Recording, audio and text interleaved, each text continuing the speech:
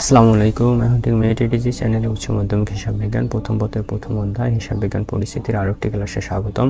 আজকের ক্লাসে আমরা আলোচনা করব হিসাব সমীকরণ কাকে বলে, হিসাব সমীকরণের বর্ধিত রূপ, আধুনিক বা সমীকরণ পদ্ধতিতে ডেবিট এবং ক্রেডিট নির্ণয়। তাহলে শুরু করা যাক। শুরুতে হিসাব সমীকরণ। একটা প্রতিষ্ঠানের মোট সম্পদ এবং মোট দায় এবং মালিকানা সত্ত্ব সমান হবে, অর্থাৎ ওই প্রতিষ্ঠানে যে পরিমাণ সম্পদ থাকবে ঠিক তার সমপরিমাণ দায় এবং মালিকানা সত্ত্ব থাকবে। সম্পদ, দায় এবং মালিকানা সত্ত্বের মধ্যে এই সম্পর্ক মূলত যে সমীকরণের সাহায্যে প্রকাশ করা হয় তাকে মূলত হিসাব সমীকরণ বলে। অর্থাৎ যে সমীকরণের মাধ্যমে হিসাবের উপাদানসমূহ অর্থাৎ সম্পদ, দায় এবং মালিকানা সত্ত্বের মধ্যে যে সম্পর্ক প্রকাশ করা হয় তাকে মূলত হিসাব সমীকরণ বলে। হিসাব সমীকরণটি হচ্ছে A=L+OE। এখানে A সমান হচ্ছে অ্যাসেট বা সম্পদ সমূহ, এল হচ্ছে লায়াবিলিটিস বা দায় সমূহ, আর ওই হচ্ছে ওনার সিকিউরিটি বা মালিকানা সত্ত্ব। মৌলিক হিসাব সমীকরণটি হলো A=L+OE। আর হিসাব সমীকরণটিকে যদি আমরা বর্ধিত করি তাহলে A=L+C+R-E-D। এটি পাই মূলত এখানে ওনার সিকিউরিটির বর্ধিত রূপ হচ্ছে C+R-C-D। এখানে C সমান হচ্ছে ওনার্স ক্যাপিটাল বা মালিকের মূলধন, আর হচ্ছে রেভিনিউ রাজস্ব বা আয়ের, ই হচ্ছে এক্সপেন্স বা খরচ, আর ডি হচ্ছে ওনার্স ড্রয়িং বা মালিকের উত্তোলন। ওনার্স ক্যাপিটাল বা মালিকের মূলধন বলতে বোঝায় প্রতিষ্ঠানের সম্পদের উপর মালিকের সত্ত্ব বা অধিকারকে, আর রেভিনিউ বলতে প্রতিষ্ঠান তার ব্যবসায়িক কার্যক্রম পরিচালনা করতে গিয়ে যে সকল অর্থপ্রাপ্তি বা অর্থপ্রাপ্তির নিশ্চয়তা ঘটে সেগুলো মূলত রেভিনিউ। আর এক্সপেন্স হচ্ছে প্রতিষ্ঠান তার আয় অর্জন করার নিমিত্তে এর পিছনে যে অর্থ ব্যয় করে সেগুলো মূলত এক্সপেন্স। আর ওনার্স ড্রয়িং বা মালিকের উত্তোলন বলতে বোঝায় মালিক তার মূলধনের বিপরীতে ব্যবসা প্রতিষ্ঠান থেকে গৃহীত অর্থ বা আর্থিক সুবিধা হলো উত্তোলন।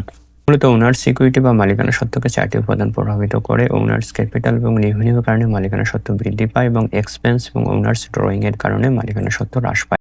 হচ্ছে আধুনিক পদ্ধতিতে ডেবিট এবং ক্রেডিট নির্ণয়। আমরা জানি আধুনিক বা সমীকরণ পদ্ধতিতে হিসাব 5 প্রকার: সম্পদ হিসাব, ব্যয় হিসাব, আয় হিসাব, দায় হিসাব এবং মালিকানা সত্ত্ব হিসাব। এই 5 প্রকার হিসাবে আমরা ডেবিট এবং ক্রেডিট কিভাবে নির্ণয় করা হয় তা নিয়ে আলোচনা করব। শুরুতে হচ্ছে সম্পদ হিসাব।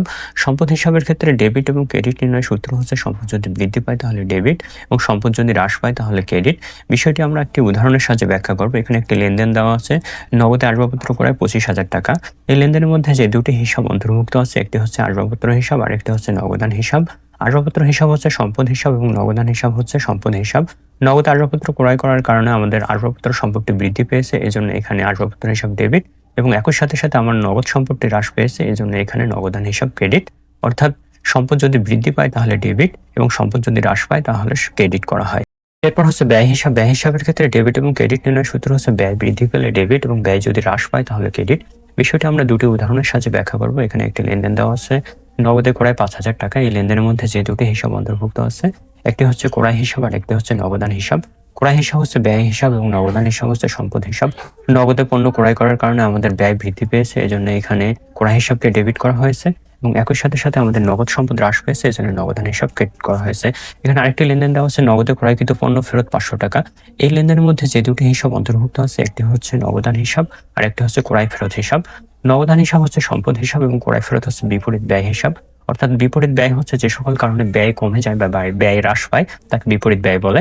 নগদে ক্রয়কৃত পণ্য ফেরত দেওয়ার কারণে আমাদের নগদ সম্পদ হ্রাস পেয়েছে, এজন্য নগদান হিসাবকে ডেবিট করা হয়েছে, এবং একই সাথে সাথে ক্রয় ফেরত হিসাবকে ক্রেডিট করা হয়েছে, কারণ এই ক্রয় ফেরতের কারণে আমাদের ব্যয় হ্রাস পেয়েছে।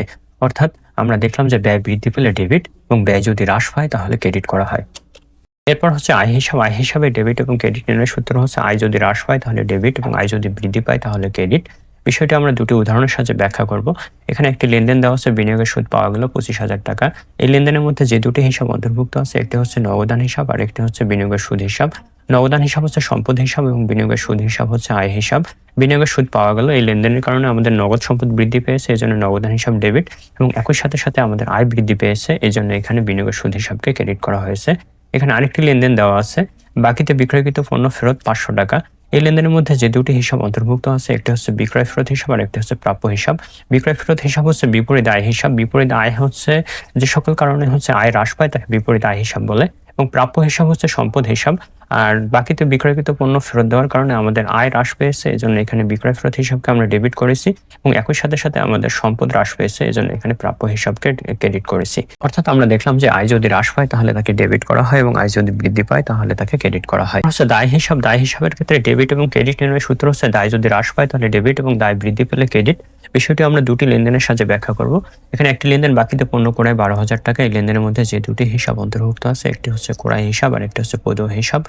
বাকিতে পণ্য ক্রয় করার কারণে আমাদের ব্যয় বৃদ্ধি পেয়েছে, এজন্য ক্রয় হিসাবকে ডেবিট করা হয়েছে এবং একই সাথে সাথে আমাদের পদেয় হিসাব দায় বৃদ্ধি পেয়েছে, এজন্য পদেয় হিসাবকে এখানে ক্রেডিট করা হয়েছে।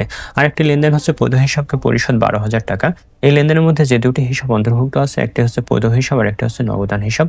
পদেয় হিসাব হচ্ছে দায় হিসাব এবং নগদান হিসাব হচ্ছে সম্পদ হিসাব। পদেয় হিসাবকে পরিশোধ করার জন্য আমাদের পদেয় হিসাব অর্থাৎ দায় হ্রাস পেয়েছে, এজন্য পদেয় হিসাবকে এখানে ডেবিট করা হয়েছে এবং একই সাথে সাথে আমাদের নগদ সম্পদ হ্রাস পেয়েছে, এজন্য এখানে নগদান হিসাবকে ক্রেডিট করা হয়েছে।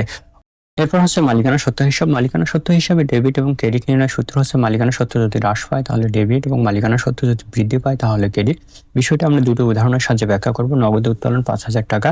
এই লেনদেনের মধ্যে যে দুটো হিসাব অন্তর্ভুক্ত আছে, একটি হচ্ছে উত্তোলন হিসাব আর একটি হচ্ছে নগদান হিসাব। উত্তোলন হিসাব হচ্ছে মালিকানা সত্ত্ব হিসাব এবং নগদান হিসাব হচ্ছে সম্পদ হিসাব। নগদে উত্তোলন করার কারণে মালিকের মালিকানা সত্ত্ব হ্রাস পেয়েছে, এজন্য উত্তোলন হিসাব ডেবিট এবং একই সাথে সাথে ব্যবসা প্রতিষ্ঠানের সম্পদ হ্রাস পেয়েছে, এজন্য নগদান হিসাবকে ক্রেডিট করা হয়েছে।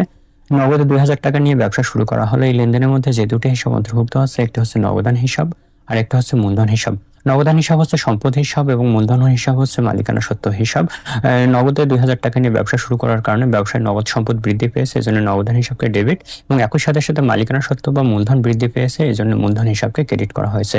অর্থাৎ মালিকানা সত্ত্ব যদি হ্রাস পায় তাহলে ডেবিট এবং মালিকানা সত্ত্ব বৃদ্ধি পেলে ক্রেডিট।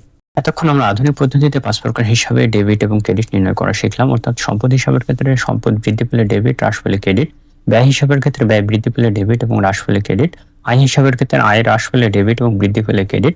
দায় হিসাবের ক্ষেত্রে দায় হ্রাস পেলে ডেবিট এবং বৃদ্ধি পেলে ক্রেডিট এবং মালিকানা সত্ত্বের ক্ষেত্রে মালিকানা সত্ত্ব হ্রাস পেলে ডেবিট এবং মালিকানা সত্ত্ব বৃদ্ধি পেলে ক্রেডিট। সম্পদ ও ব্যয়ের ক্ষেত্রে একই নিয়ম, সম্পদ ও ব্যয় যদি বৃদ্ধি পায় তাহলে ডেবিট এবং হ্রাস পায় ক্রেডিট। আয় দায় মালিকানা সত্ত্বের ক্ষেত্রে একই নিয়ম, আয় দায় মালিকানা সত্ত্ব যদি হ্রাস পায় তাহলে ডেবিট এবং বৃদ্ধি পায় ক্রেডিট। প্রতি ক্লাসে আমরা আলোচনা করব মালিকানা সত্ত্বের উপর প্রভাব বিস্তারকারী উপাদানসমূহ এবং হিসাব সমীকরণের উপাদানের উপর লেনদেনের প্রভাব। হিসাব বিজ্ঞানের উপর আরো এরকম নতুন নতুন ভিডিও পেতে আমাদের সাথে যুক্ত থাকো আর কমেন্টে তোমাদের মতামত জানিয়ে দাও। ধন্যবাদ সবাইকে।